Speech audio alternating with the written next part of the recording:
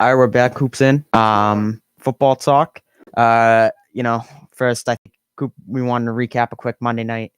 I don't think my thing's on. Is it on? Now you're on. No. Now you're on. Try. There it is. There it is. All Okay, right. That's my bad. Little technical difficulties. That's my bad. All good. Coop is in now. Monday Night Football. We wanted to recap a quick Patriot-Jet game. More of a kind of where they're going. Yeah, everybody kind of knows the Pats. I think we were, we're focusing on the Jets today. Well, yeah, the Patriots are a really good team. Like nobody's saying they aren't. It's obviously a crushing loss, 33-0. Sam Darnold didn't really have a good game at all. Do I think he's a bad quarterback? Not necessarily. I think he might have just had a bad game against a terrific team.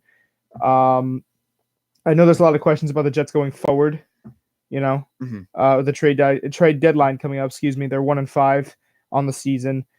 They've got a pretty easy schedule coming up, but I still think for them to even get past 500 would be kind of unrealistic at this point. Yeah, like they're not making it into the playoffs. Even if they do, I mean, they're going to face a team like the Patriots that are actually halfway decent, and they'll be out in like the first.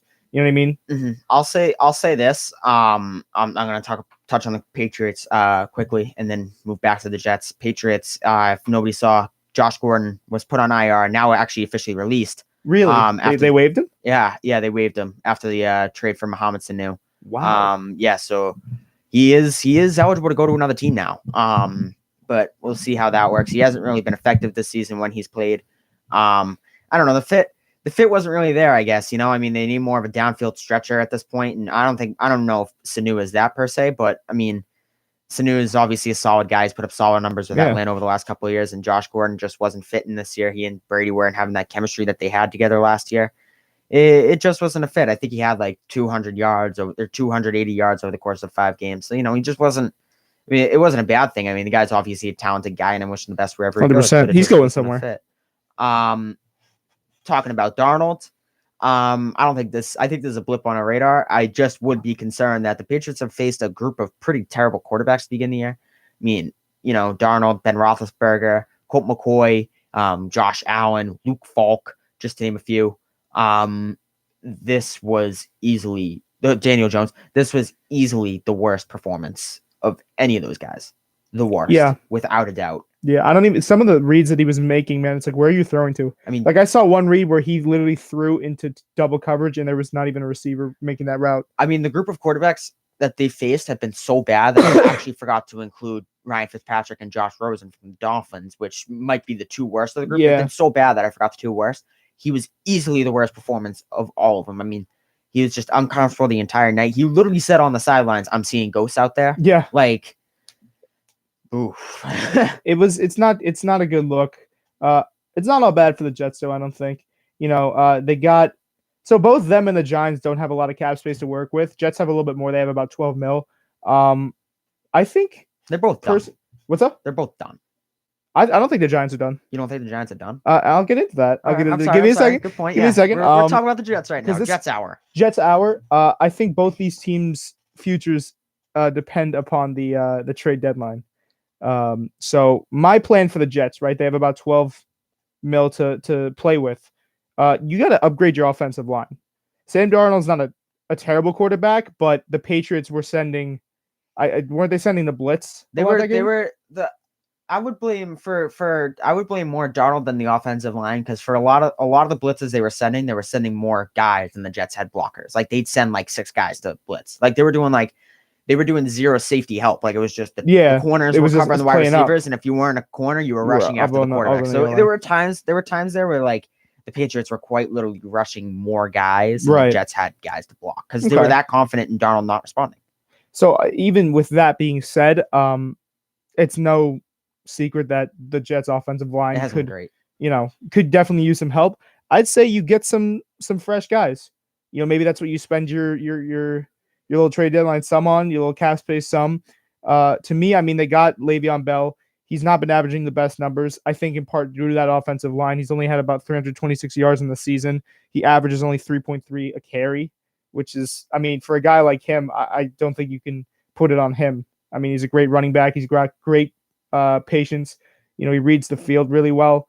So that's saying something about the offensive line when a guy like that only averages 3.3 yards. I would think that the Jets probably stay pat on this trade deadline because the NFL trade deadline, unlike other sports like the MLB or the NBA,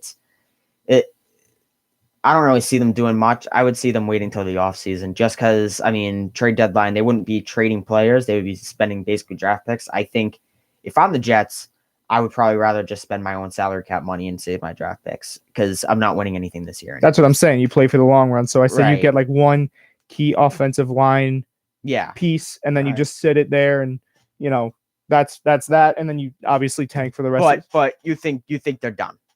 Yeah, no, for the season, I don't think the Jets are coming back. So they're 1-5. The Giants are 2-5. But for me, the Giants at least are in a much better situation. Because for the Giants, it's much less of a race to the top of the division. Playing things safe would not be the name of their game, at least to me. I think they be a little aggressive with the trade deadline. They get some defensive players. They need to upgrade that defense. They need that guy that can kind of put them over the edge, in my opinion, because the offense can get them somewhere. In my personal opinion, the offense could be viable, but they need a defense to kind of help bail them out of certain situations. I would also say with the Giants, a similar thing that I said to the Jets. It's like, the 2-5.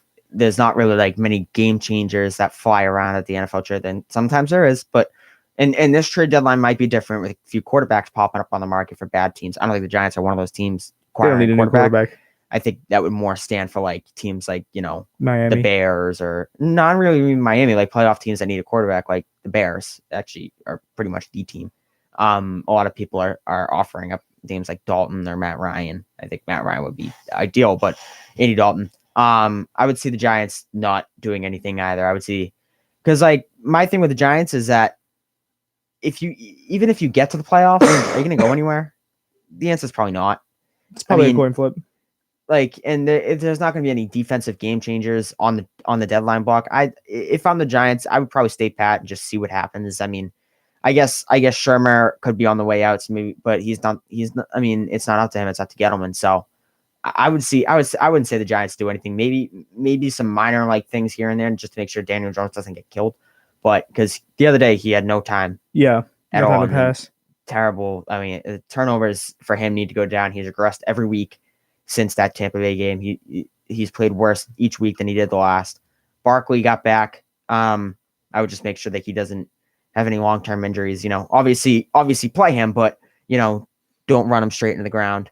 And then just kind of see how because I would say I would disagree. I would say the Giants are done. I would say that I get they're only 2 games back in the division, but when I look at all 3 teams, I don't know. You see, for me, like I think you said there's not a lot of pop in terms of players you can sign with defense. I don't think you need necessarily a player that can make you pop.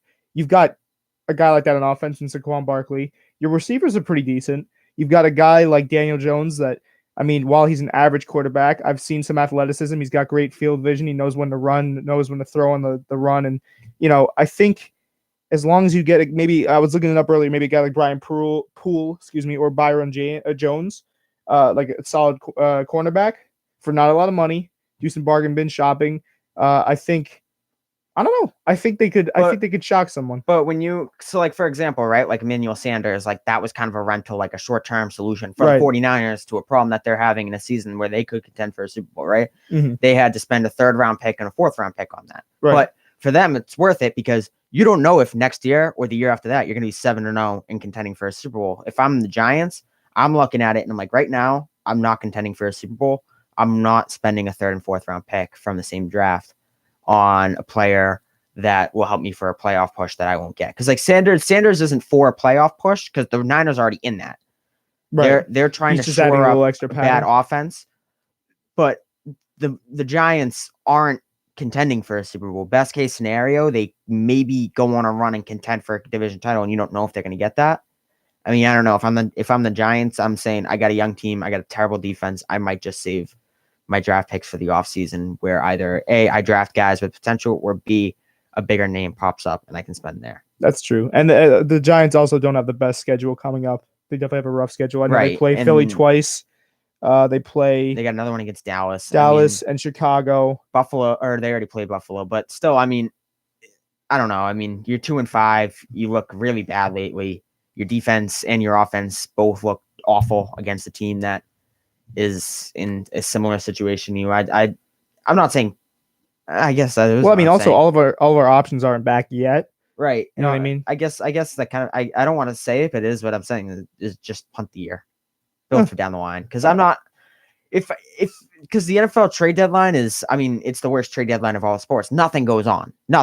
So I mean, like, if I'm the Giants, I'm not going out and trying to spend, because I mean, it's like if I'm spending for this year, it's like when the Mets go out and acquire guys like that. Marcus Stroman. I mean, Stroman has a good return. Yeah, Stroman's more for next year, but it's like, I don't know, like, am I going to go out and like spend big money on a guy if I know I'm not going to make the playoffs? Like, no, I'm just probably not.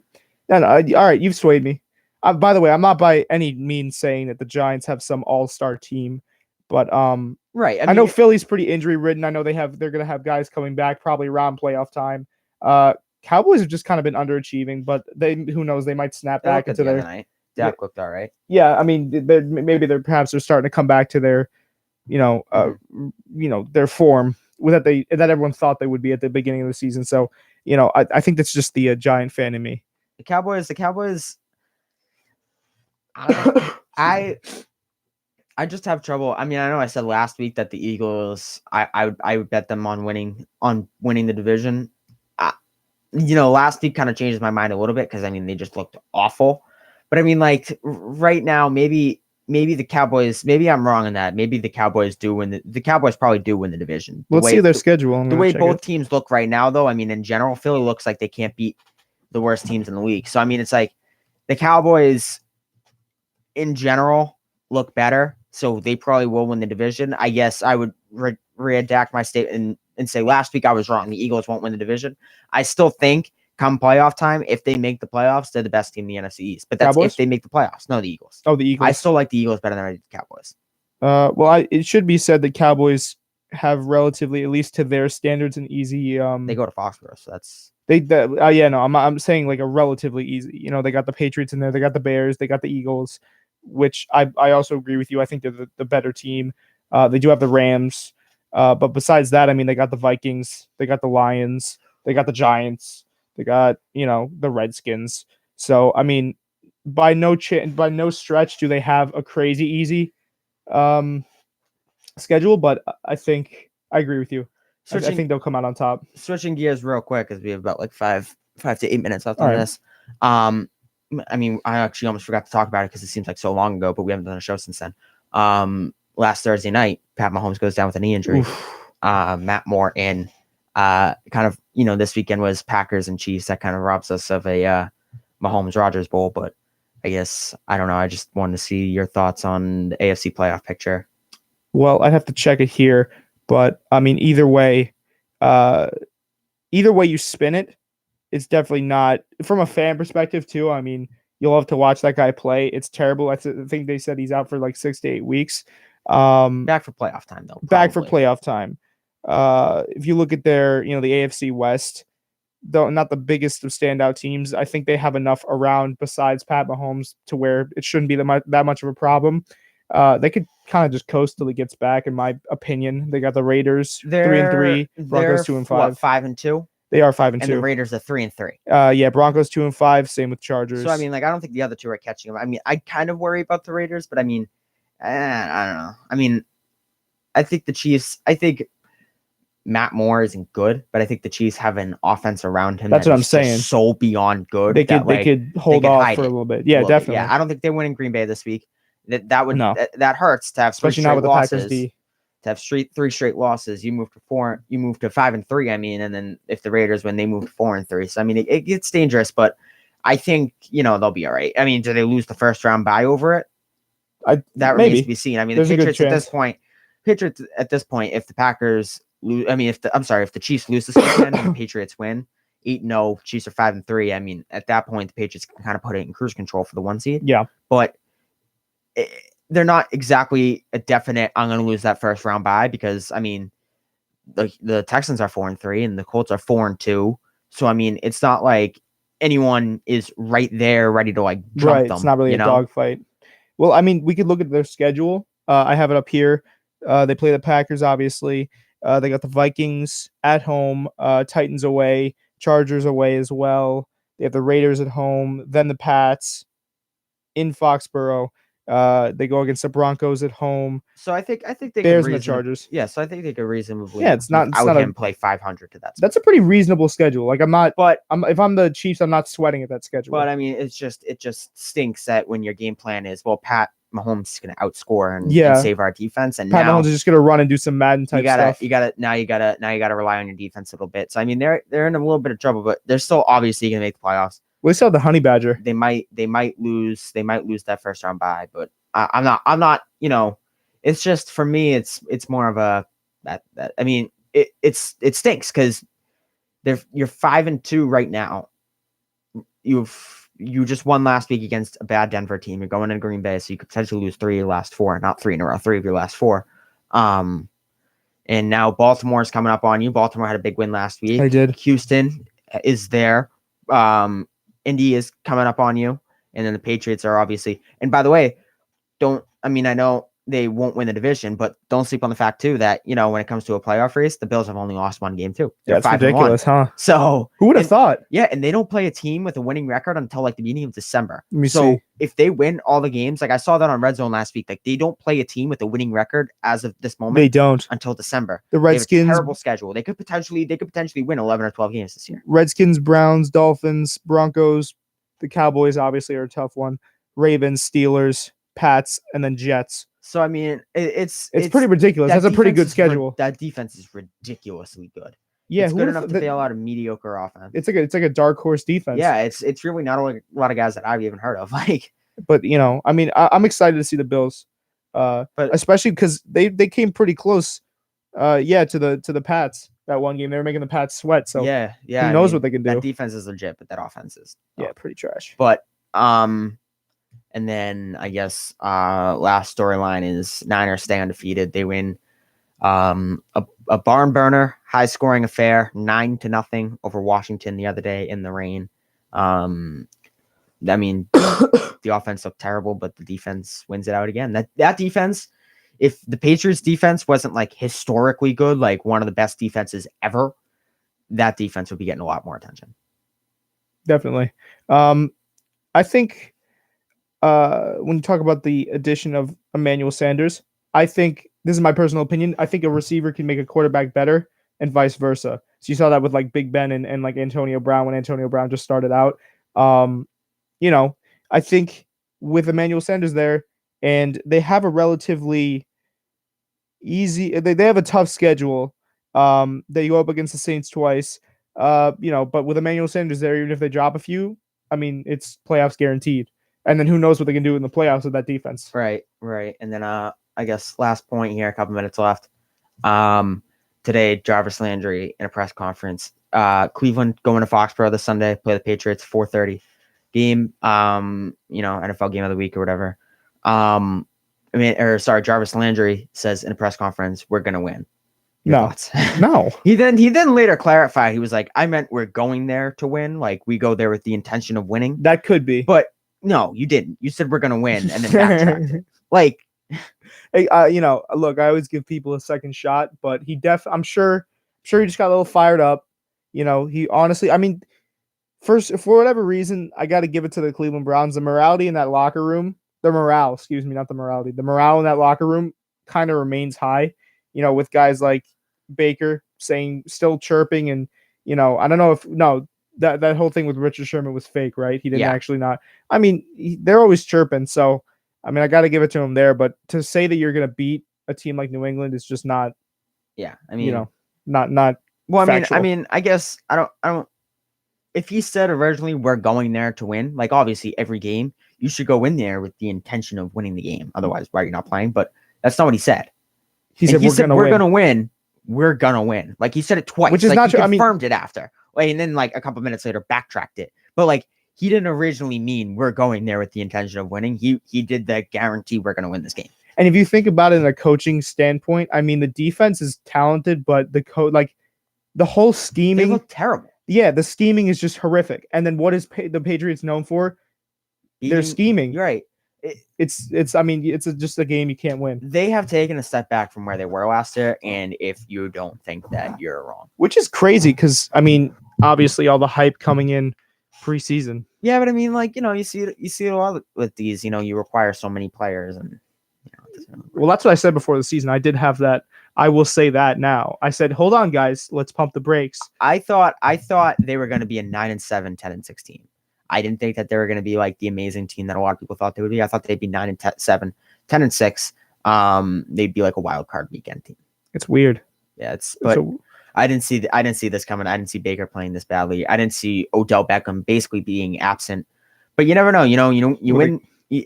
I don't. You dropped to 2-5 this week. I mean, Kareem Hunt comes back week 10. People forget that, but the season might be over then. To me, I think Odell Beckham Jr. We don't have much time, but I'll close out with this. To me, hot take here: Odell Beckham Jr. is just a B-Tech Antonio Brown in terms of personality, the way he thinks, his attitude towards things. Like why would you wear a $200K watch to a football game and then get angry when you get fined? Because, I mean, think about it. If it's this is a wood watch, right? If I slam into you hard enough with this, you're gonna get cut.